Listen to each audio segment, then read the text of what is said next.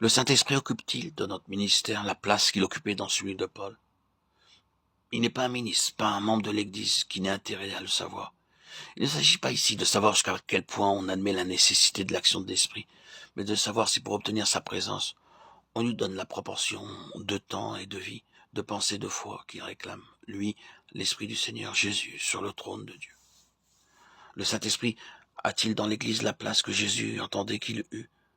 Quand notre cœur s'ouvrira à ces vérités indiciblement glorieuses, quand il reconnaîtra que l'Esprit est la vertu de Dieu, que c'est par lui que le Christ vivait, agissait en nous, et qu'il agit en nous toujours vivant, qu'il est en nous, par sa présence même, le Seigneur est glorifié. Nous comprendrons toute l'importance pour le ministère et pour l'Église d'attendre sans cesse au pied du trône que Dieu nous revête tous de la vertu d'en haut. L'Esprit de Christ, avec son amour et sa puissance, avec sa mort et sa vie, et l'Esprit du ministère. Dès que le ministère sera pénétré de cette vérité, Christ vivant, agissant en nous,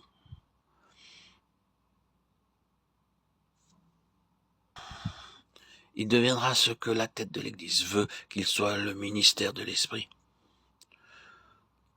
Notre Père, nous te remercions d'avoir institué le ministère de la parole, ce moyen puissant dont se sert notre Seigneur glorifié pour accomplir par le Saint-Esprit son œuvre de salut.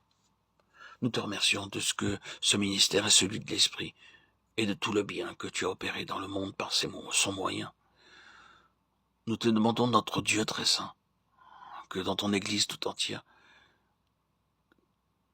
tu fasses toujours plus de ce ministère ce que tu veux qu'il soit, un ministère d'esprit et de puissance.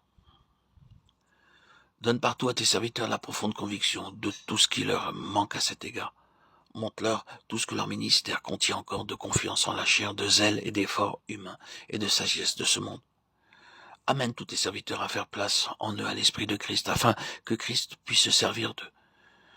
Que la certitude d'avoir Christ dans leur cœur, par le Saint-Esprit, leur donne une grande hardiesse de parole, que la puissance du Saint-Esprit agissant dans leur vie tout entière les rende propres à enseigner les autres. Que la puissance divine agissant dans leur faiblesse soit le signe distinctif de leur ministère public. Enseigne tes enfants à attendre de toi, à recevoir de toi ce qu'ils auront à dire aux autres, à te supplier de faire de leur ministère le ministère de l'Esprit, et que la vie des croyants soit de plus en plus celle d'hommes conduits et sanctifiés par le Saint-Esprit. Amen.